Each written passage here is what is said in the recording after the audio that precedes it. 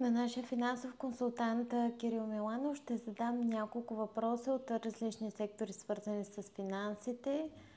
И това ще бъдат какво въобще представляват личните ни финанси, какво са спестявания, какво са инвестиции, как да изградим своя стил на живот и финансово самоусещане, какво точно представлява финансовата независимост и спекулациите с нея. И ще го помолим за неговите практични съвети. Можеш ли накратко да се представиш с няколко думи, въобще как започна пътят ти като личен финансов консултант? Да кажем добър ден и да приветстваме уважаемите зрители на твоите услуги, на този бранд, който виждате над главата ми. Преди 10 години започнах да се занимавам с финансово планиране, професионално финансово планиране за физически лица. И казано накратко, тогава един от моите учители, които го питах каква е тази работа, с която ние се занимаваме, той каза, че се занимаваме с подобряването качеството на живота на хората. Де-факто как става това?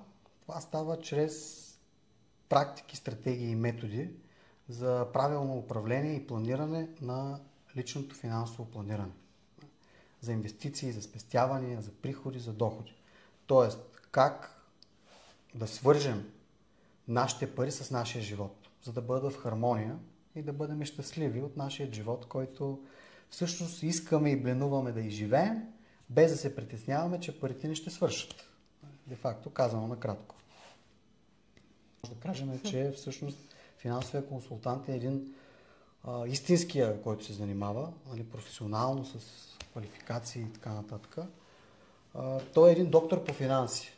Доктор по финанси, който разглежда цялостната картина на своя клиент, пациент и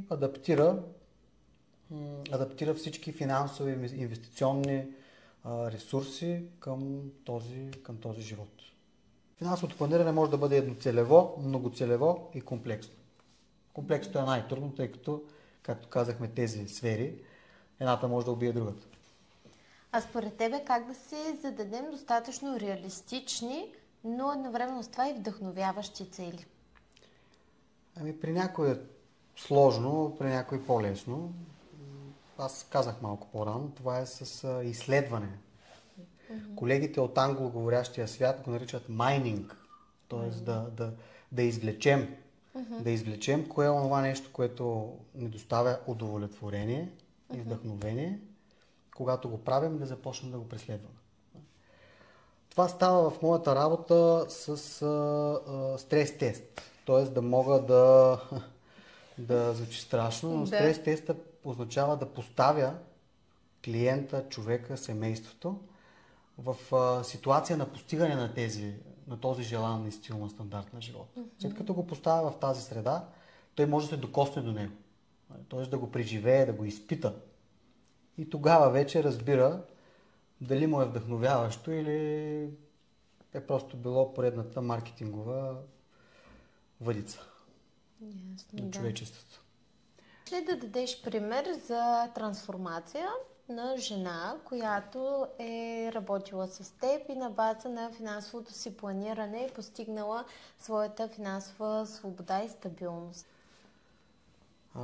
Която жена дойде при мен през препоръка, свърза се с мен, обади ми се, разказа ми, аз се разпитах за какво става въпрос. Тя се чувстваше притеснена, че няма необходимите средства, които да й донесат сигурност, и започнахме да работим.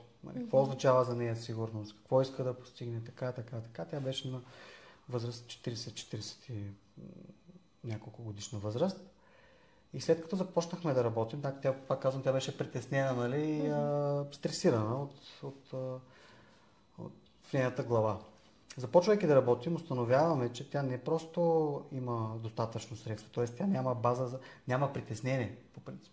След като направихме прегледа, който представлява няколко срещи, установихме, че тя дори може да се пенсионира по-рано. Тоест, не по държавата, както държавата казва 65 годишна възраст, а тя може на 55 годишна възраст да спре да работи и да продължи да живее стандарта си на живот, който който може да живее, който я удовлетворява. Само, че ние променихме всичко.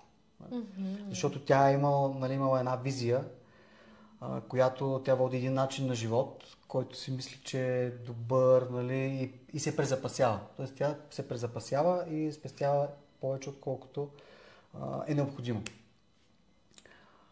В света има два типа клиенти. Едните харчат повече, отколкото могат да си позволят, а другите харчат по-малко, отколкото могат да си позволят. Респективно, едните спестяват повече, отколкото е необходимо, а другите спестяват недостатъчно. Тя беше от тези, които спестяваше предостатъчно. Защото някой ден, нали, тази сигурност. Когато поговорихме за темата на сигурността, се изясниха доста неща. Започнахме да нареждаме нейния лайфстайл, стил на живот, който, нали, да се подреди, да можем да свържем с всички от тези сфери, които казах малко по-рано. И след като установихме колко е нейното достатъчно, колко са и достатъчните средства, за да може да изживее живота до края на дните си, установихме, че тя може да спре да работи на 55 години. И оттам какво се промениха? Промени се начина на мислене. Промени се, няма го вече стреса, спокойствие, както казват peace of mind на англоговорящ език. И съответно по съвсем различен начин стъпваш в живота. Защото знаем, ти си в сферата на разкрасителните услуги. Една жена, колкото е по-стресирана, толкова повече няма да бъда твърд, некрасива. Така че това нещо се старява, разболява и тук може би е връзката. Ние трябва да разглеждаме, според мен, разбира се, моето скромно мнение, да разглеждаме живота комплексно. Трябва да можем да свързваме здравето с финансите, с живота, с отношенията, с спорта, нали? За да можем ние да сме успешни на всичките тези нива. Да. Ние да сме успешни в една сфера, да имаме много пари, пък да нямаме пълноценни отношения или да не сме здрави. Какъв е смисъл да имаш много пари, когато не си здрав? Абсолютно. Какъв е смисъл да имаш много пари, да нямаш чисти удовлетворяващи отношения? Ние трябва да помислим за да можем играта да играем на различни нива и да се стремим. Да можем да правим отношенията между брат, сестра, майка, баща, деца. Тоест да гледаме и от тази гледна точка да насочваме парите. Тъй като казахме, че парите са избор. Ние имаме право на този избор. Парите, за да посъветваш някой как да си похарчи парите или по какъв начин стил и стандарт на живот да води, той трябва да познаваш неговата философска и ценностна система. След като познаваш неговата философска ценностна система и си убеден, че той е наясно, че е наясно, тогава вече започваме да даваме конкретни насоки за изпълнение на неговата посока. Така че казваме, че парите са харченето на пари. Това е избор на философска и ценностна система. Да. Кога е подходящ момента една жена да започне да инвестира? Това е един въпрос, който нямам конкретен отговор. Нямам еднозначен отговор, защото трябва да се проверят. Преди инвестирането трябва да се погледнат други финансови измерители в нейния, в нейните лични финанси. Трябва да видим има ли авариен буфер, т.е. спешен фонд, така да кажа, спешен фонд. В какъв размер е той, а в какъв размер трябва да бъде спрямо нейния начин на живот. Трябва да видим какви разходи прави, нали, какви приходи изкарва и да видим чак тогава, когато построим и изясним тези променливи, тогава да видим трябва ли изобщо да инвестира. Да. Защото не винаги човек е необходимо да инвестира. Не винаги. Има малко случаи, в които човек не е задължително да инвестира.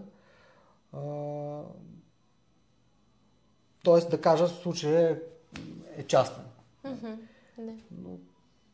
Но по принцип, ако трябва да инвестира, колкото се може по-рано. Да. Колкото се може по-рано трябва да разбере, че трябва да инвестира.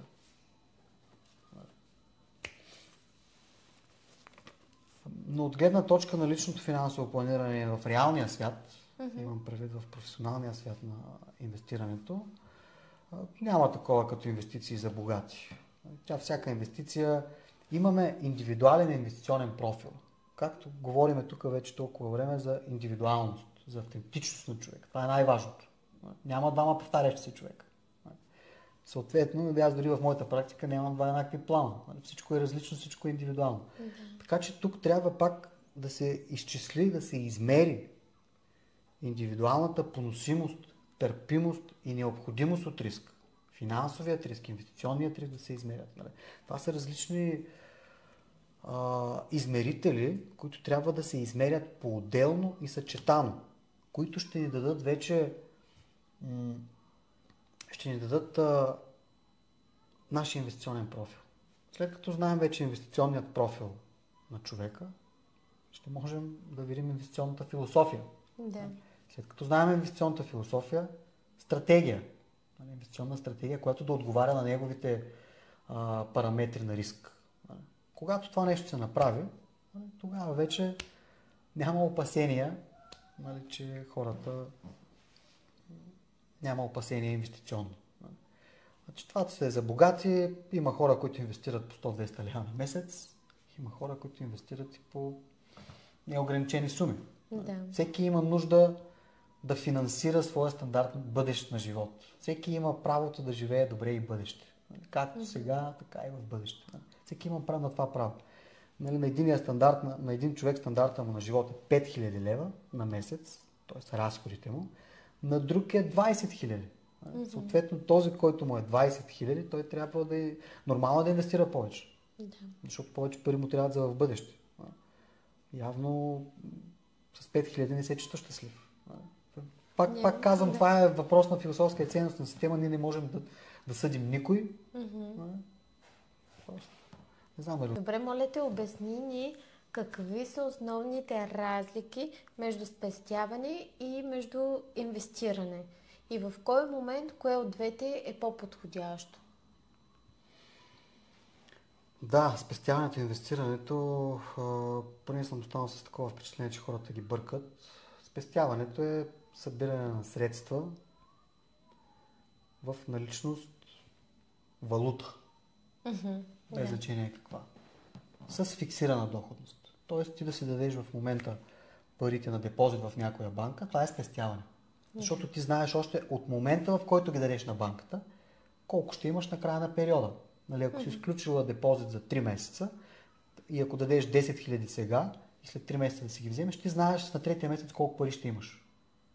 Или ако депозитът е годишен или 2 годишен. Тоест ние още от началото знаем в края на периода колко пари ще имаме. Да. А инвестирането, т.е. казахме наличност валута с фиксирана доходност. Лихва, доходност. Инвестирането вече, това е събиране на средства за бъдещо потребление, за бъдещи нужди в условията на нефиксирана доходност. Тоест ние там вече не си даваме парите на депозит, ние купуваме активи с тях. Тоест ние ги влагаме в активи. Да. Защо е нефиксирана доходност? Защото тази доходност може да бъде положителна и отрицателна. Може да бъде 8% на година, може да бъде 10% на година, може да бъде 20% на година. Дадена година може да бъде минус 5, минус 10. Заради това е нефиксирана доходност. И заради това там трябва да се внимава с инвестирането. Периоди, срокове, периоди, хоризонти, цели, обеми, рискове. Трябва да се изчислят много добре тези инвестиции, за да няма бал. И трябва да се внимава. Да, трябва да се внимава в тази посока. Както отиваш на лекар, нали, отиваш, преглеждат те и ти дават лекарството. Тоест, да не да се окаже, че ти примерно си болен от черен дроб, пък на тебе ти лекуват сърцето. Тоест, така мога да кажа, да обясня, нали, повредите, които могат да се случат в нашия финансов свят. И двете са необходими. И спестяването е необходимо, и инвестирането са необходими. Тоест спестяването има една функция, инвестирането има съвсем други функции. Но това в някоя друга тема. Да, може би е добре да обясниш, защото повечето хора най-вероятно си мислят, че за да инвестирам и да се погрижа за бъдещето си, трябва първо да съм спестил пари. Правилен ли е процеса? Първо спестяваме и след това инвестираме. Точно така, да, правилен е процеса, само че това е спестяване не трябва да прилива. Тоест в един момент нататък трябва да знаеш каква част от спестените трябва да инвестираш. Това пак трябва въпрос на преглед, въпрос на изчисление. Да. Защото ние от спестяването губим. Но то е необходимо. Но ние губим. Защото доходността по депозитите е нулева или около нулата.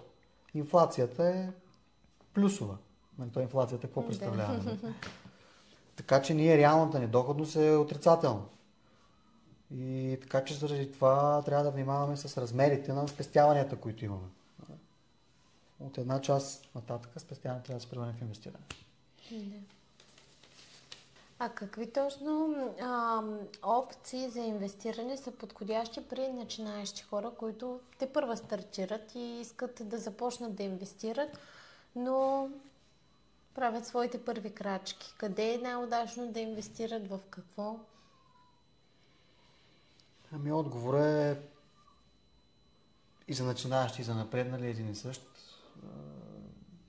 в финансовия свят.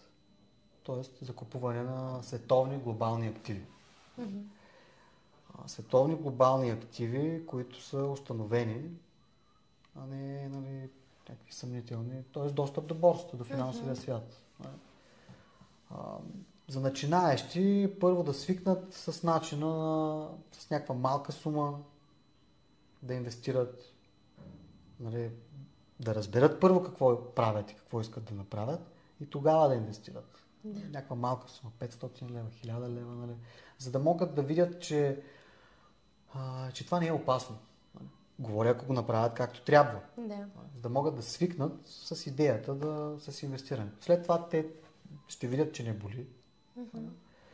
И ще направят това, което трябва да направят всъщност. А какво означава съзнателно финансов стил на живот? Хубав въпрос. Ами, аз мисля, че означава да правиш това, което искаш и това, което имаш нужда.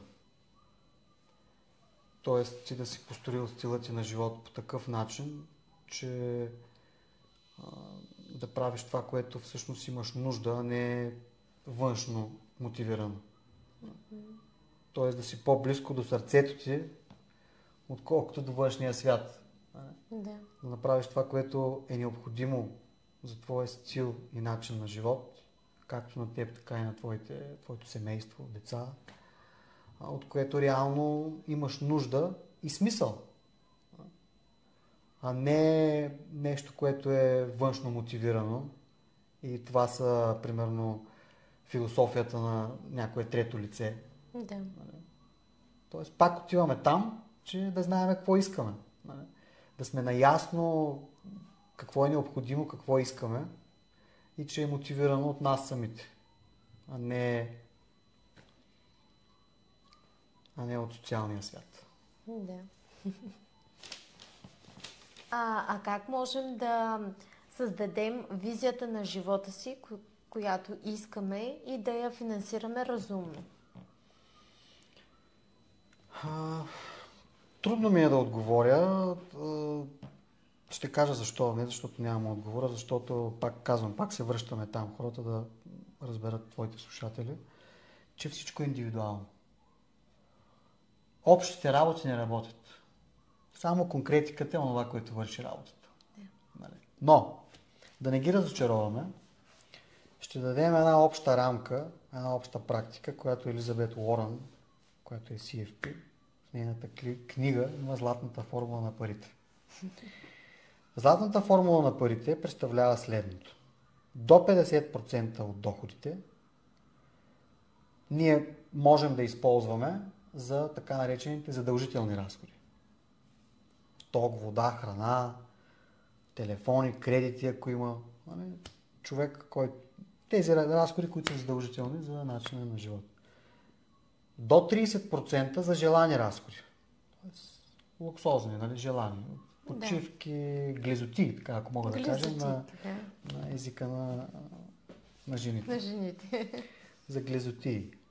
И 20%, останалите 20% от дохода, това са разходи за бъдещето. Тоест, разходи за спестяване и инвестиране. Обаче, ще кажа защо, кога работи и кога не работи. Обикновено хората какво правят? Задължителните разходи ги плащат, защото те са задължителни и няма как да избягат от тях. След това почват разходите за глезоти и то за спестяване и инвестиране не остава. Често пъти, защото глезотиите са много мощен стимул и то не остава. Трика, който мога да кажа, е да ги обърнат. Т.е. задължителните до 50%, да направят тези разходи за 20% да спестяват. И вече останалите 30%, те могат да си изхарчат 15, 20, 30. И 30-те да ги изхарчат няма проблем. Те са се погрижили за една част от бъдещето. Но какъв е проблема и защо общата рамка не работи? Защото всеки индивидуален случай, в даден случай може той да трябва да инвестира повече от 20% или по-малко, за да постигне целите си, стремежите си, стандарта си и стила на живота. Следователно, това нещо трябва да се приложи в индивидуализация. Да. За да може да се настрои индивидуално. Ако трябва да ги кажа и по друг начин, структурата на личните финанси, стратегически разходи, задължителни разходи, желани разходи, разходи за управление на риска и стратегически разходи. Да. Тогава как да си харчим парите с удоволствие, но без вина и така, че в крайна сметка да не излизаме от бюджета? Пак казвам, спазвайки тази елементарна структура, до 50% задължителни разходи, след задължителните разходи, разходите за спестяване и инвестиране, т.е. които ще отидат в бъдещето, и в бъдеще да имаме пари, защото не искаме да сме добре както сега, така и в бъдеще. Защото, както казва това клише, защото много хора го превърнаха в клише, нашето утре започва от днес. То е вярно. То е вярно, да. Така че задължителните разходите, стратегическите разходи или разходите за бъдещето, които са, и накрая вече каквото остане желани разходи. Да. Тоест ние останалите да ги изхарчим, ако спазваме точка 1, точка 2 и точка 3, няма да имаме проблем с вината и с бюджета. Да. Защото първите 2 стъпки са неправилни. Да. От това, което казваш, аз разбирам, че първо се грижим за разходите сега, след това се грижим за разходите в бъдеще и накрая вече за глезотийките сега. За лукса и престижа, да. Така е. Просто ние тук имаме обратна психология. Вече виждате в нашия свят нормалното, го казват, че е ненормално. Абсолютно. И обратното. Да, във всичко е така. Във всичко е така и в моята сфера също. Да. Какво точно означава финансовата независимост за теб и по-точно в контекста на жените? Това е деликатен въпрос. За мен означава да правя това, което искам да правя, когато искам да го правя, където искам да го правя, с когото искам да го правя, за работа и за какъвто и да било стил на живот, без парите да имат значение. Защото пасивните ми доходи го позволяват. Аз правя нещата не за пари. Да. Имам предвид. Това означава финансова независимост. Да не си зависим от някой. Тоест да ги нямаш тия тънките сметки, аз ще отида с този, защото някаква изгода. Да. Открити отношения. При жените контекста да са финансово независими е по-така деликатен, защото знаем, нали, това не е тайна, че много жени пренебрегват финансовата си независимост да бъдат с мъже заради пари. И оттам идват проблемите, според мен. Това са техни думи. Да. След това, защото още изначално идеята е сбъркана. Тоест няма ги онея чистите отношения, които трябва да ги имат. Затова една жена, хубаво е жената да си има своето финансово обезпечение и мъжа и той да си има неговото финансово обезпечение. Нали? И те да бъдат заедно, защото искат да са заедно, а не защото тя има финансов интерес от него или то вече и в днешно време има и мъже, които имат финансов интерес от жени. Абсолютно, да. Така че това е финансовата независимост. Да бъдеш в контекста на жените, да правиш това, което искаш да правиш, да бъдеш с човека, който искаш да бъдеш, просто заради самия човек и да правиш нещата заради самите неща, а не заради парите. И когато си финансово независима, т.е. доходите ти го позволяват, ти можеш да бъдеш себе си, което всъщност ние искаме. Да бъдем себе си, но никой не ни го казва, нямаме време да се замислим и съответно да го осъзнаем и да го приложим. И заради това сме от зависимост в зависимост. От зависимост в зависимост, да. И той живота си мина. И за това има толкова много и разводи, включително в наше време, което вреди и на децата, и на самите семейства. И заради това трудностите са толкова големи всъщност между отношенията между мъжа и жената. Всъщност мъжа и жената са много далече един от друг, според мен, в нашето време. И един от проблемите е материализма. Важно е да бъдеш, а не да имаш. И при мъжа, и при жената. И когато това нещо е постигнато, проблемите, все по-малко проблеми ще имаме с отношенията между мъжа и жената. И оттам в семействата. И оттам в обществото. Глобално въпрос се решава. Всичко ще се реши, да. Абсолютно на глобално ниво. Ами аз съм много съгласна с това, което казваш и се препокрива и моето мнение, нали, на тая тема. Че това е основният проблем в днешно време на партньорствата, на ценността семейство и въобще е основен проблем във всичко. Какво би казал на жените, които се чувстват финансово зависими, примерно от партньора си, но искат да предприемат действия, с които, примерно, това нещо да се промени? Когато става въпрос за зависимост, било то финансова или каквато и да било друга, то най-често е финансова. И оттам вече произлизат другите зависимости, като отношения и прочее, и прочее. Въпросът тук е да разберат какво е необходимо, да се изяснят за себе си какво е необходимо да направят, за да бъдат финансово независими, т.е. да бъдат финансово сигурни. И тогава вече ще почувстват дали всъщност тези отношения, този партньор е техния. Защото ако има финансова зависимост от човека до тях, твърде вероятно е това да не е техният човек, а просто да са заради финансовата сигурност на този човек и заради това да бъдат заедно. Което това според мене и според много жени и мъже всъщност не са едни такива отношения, които са искрени и удовлетворяващи, и за двете страни.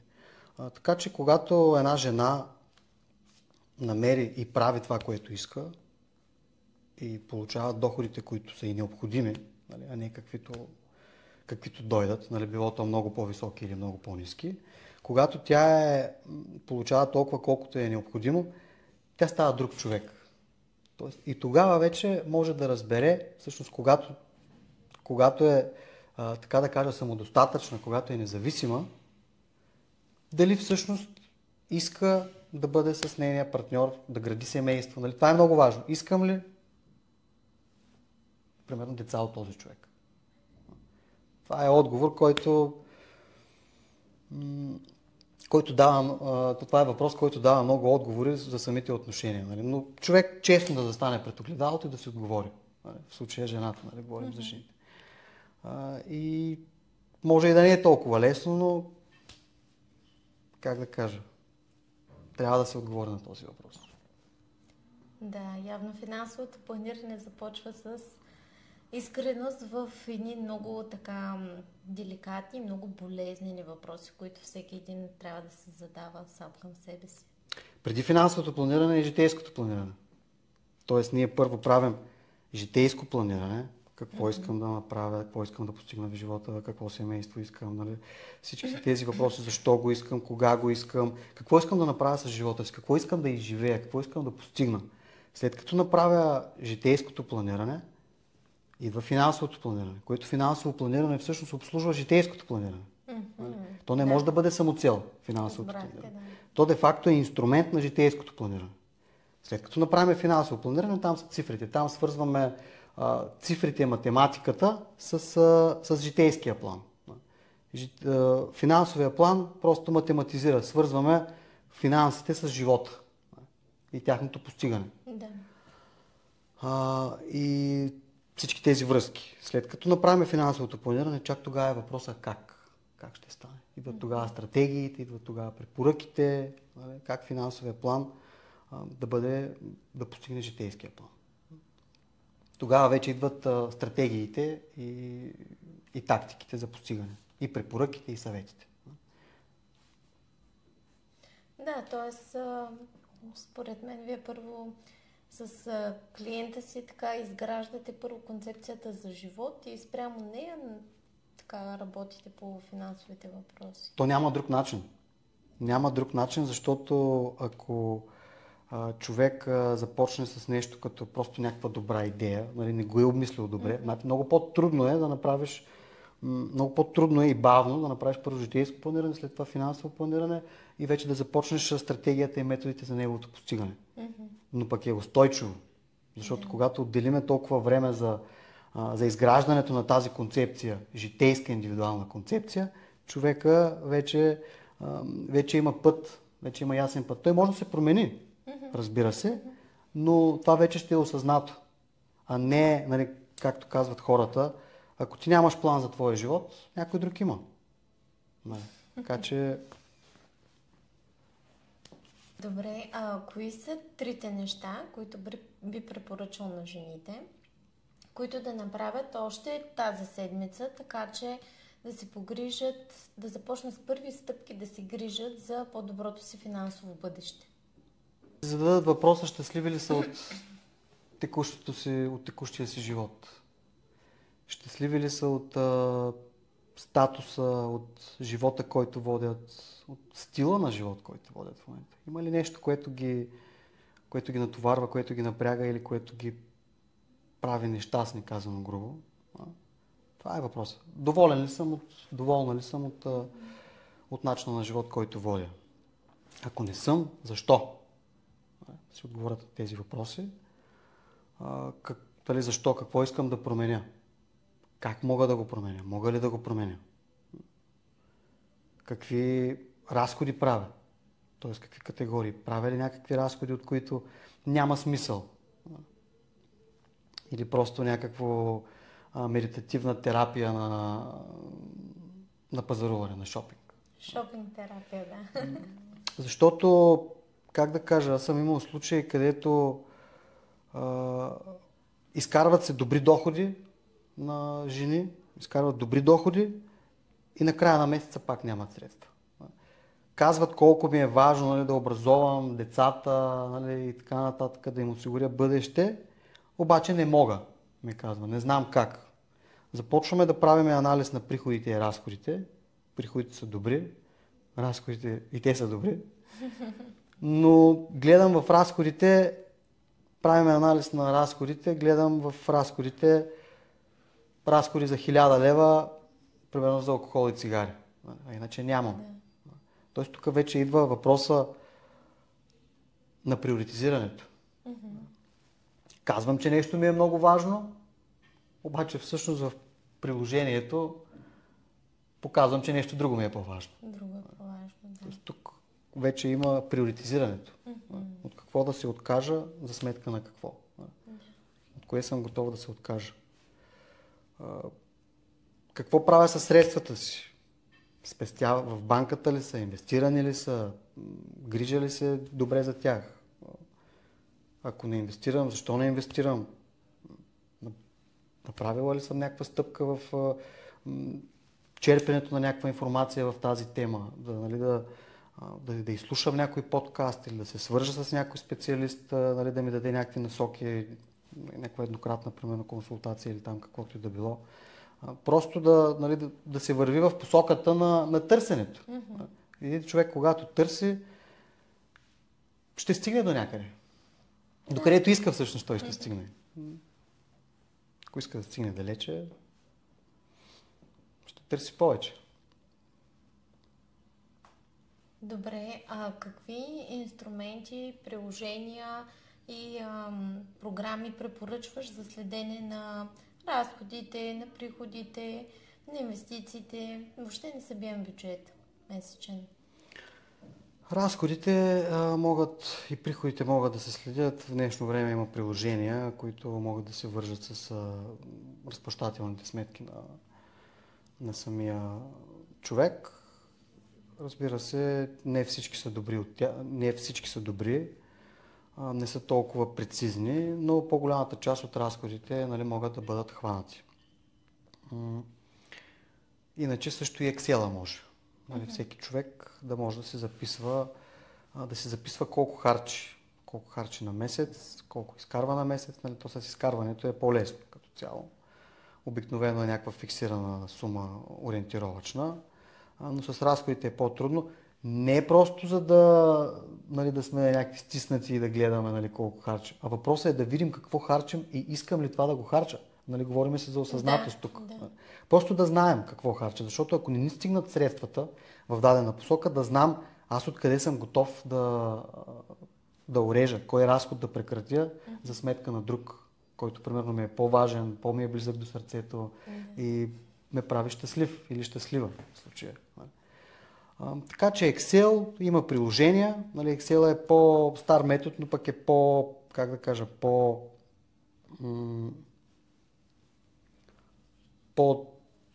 по-верен, бих казал. Защото тези приложения не винаги слагат категорията в разхода в правилната категория. Просто трябва човек да се запознае. Има такива приложения, действително, които просто пак има някаква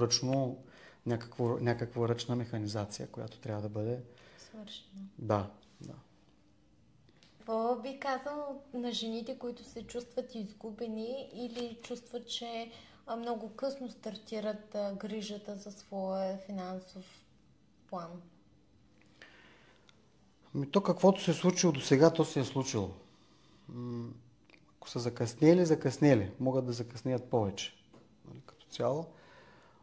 Ако са изгубили 20 години, от сега нататък могат да решат или веднага, нали, да започнат да се погрижат, или да изгубят още време. Въпросът е да започнат да се интересуват от тези теми, защото колкото повече време минава, толкова повече шансовете намаляват. Колкото повече време минава, шансовете намаляват и става по-скъпо. Какво имам предвид? Ако имаме 40 години, примерно в момента някоя девойка на 25 и да кажем ще се пенсионира на 65. Има 40 години до пенсиониране. Ако започне от сега, ще е много по-лесно да се събере желаната пенсионна сума. Тук се правят изчисления, нали, държавни изчисления, колко ще получиш от държавата. Ясно ни е, че държавата няма да ни покрие стандарта на живот, с който сме свикнали. Тя ще осигури една част от това. Въпросът е за останалата част, която ни е необходима, за да си осигурим стандарта на живот, който искаме да продължим да живеем.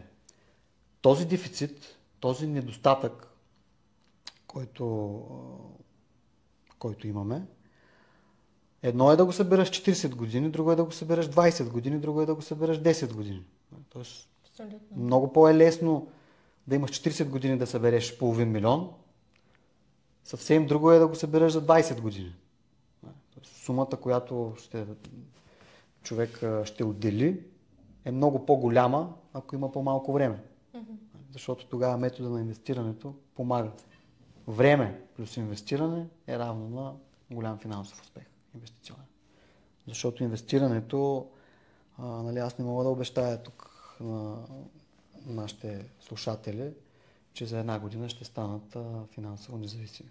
Това зависи от техния статус, имам предвид, от техните доходи и от техните хоризонти, тяхното време. Така че, колкото повече време има човек, толкова повече инвестирането работи, толкова по-евтино ще им излезе. Крайната цел ще им излезе по-евтино.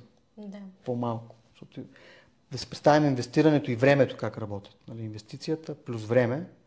Това си представяме, че е една снежна топка, която се спуска от 2000 метра. Да кажем. Когато тази снежна топка започне да се търкаля, тя е малка. Колкото повече се търкаля, тя става все по-голяма. Същото и с времето и инвестицията. Колкото повече време имаме, толкова повече капитализацията работи. Тоест натрупването става по-голямо. Защото доходността, възвръщаемостта върху нашата инвестиция, всеки път е върху новата основа. Всеки месец там инвестициите ни стават повече, защото внасяме и съответно доходността, възвръщаемостта е върху вече по-голяма основа. И всеки път е така и това представлява големяването на инвестиционния портфейл, казано. А имаш ли някакво мото или философия, която да ползваш спрямо финансите? Аз съм си откраднал едно мото от Йоги Бера. Йоги Бера е американски бейсболен коуч, който няма нищо общо с финансите, но има общо с живота. С постигането на целите в живота. Финансовото планиране казахме, че то се занимава с житейските цели. На първо място житейско планиране, финансово планиране и методите на изпълнение. Той казва така: ако не знаеш къде отиваш, ще стигнеш някъде другаде. Ако нямаш посока, ако нямаш цел, ако не знаеш къде отиваш, ти ще стигнеш някъде, но дали е твоето място? Тоест, сигурно ще стигнеш някъде. Но... Така че въпросът е яснота. Яснотата дава спокойствие, дава посока. И оттам нататък става много по-лесно. Когато знаеш какво искаш, това е обикновено за жените, когато знаеш какво искаш, много по-лесно ще намериш как да го постигнеш. То така ще се завъртят събитията и ситуациите край вас, че ще даде решение. Но само когато знаеш каква е посоката, какъв е стремежа, какви са амбициите, когато сме наясно с нашата философска и ценностна система. Това е трудното. Да се изправиш пред себе си и да установиш кое е важно за теб и кое не е. Аз какво правя? Аз просто съм, да кажем, като огледалото. Застават хората пред мене, започваме да си говорим, правиме си срещи, разговори и започваме във времето да установяваме кой съм аз. И аз просто показвам с магически въпроси. Да показвам огледалото на човека. И той да се огледа. Добро, лошо вече е въпрос на субективна интерпретация. И имам хора, където по принцип, когато им покажеш огледалото, те не са доволни. Но за мен ми е по-важно истината. За мен няма значение. Истината, човек да знае какво се случва и ако му е писано и ако иска да се изправи и да го промени. Не да го заблуждаваш, да му се усмихваш, да му казваш, че си добър, страхотно. Просто истината е най-правилният инструмент за мен и това е, който използвам. Ние имаме с колегите един лайт мотив, истината освобождава. Да. Истината освобождава. Всяка истина си е на конкретния човек. Хубава, лоша, пак казвам. Нали, аз не съм някой, който аз не ги съдя хората. Не е моя работа. Просто им показвам какво се е случило. Нали. То, като застанеш, нали, като те закачи апарата, то си показва. Да. Като не ти харесва, то си е твоето. Може да го промениш. Да. Но според мен е по-мъдрото решение да го приемеш и да го промениш, ако не ти харесва. Къде могат нашите зрители да те открият? Как могат да работят с тебе? Създадох една импровизирана веб страница, където има малко повече информация за мен.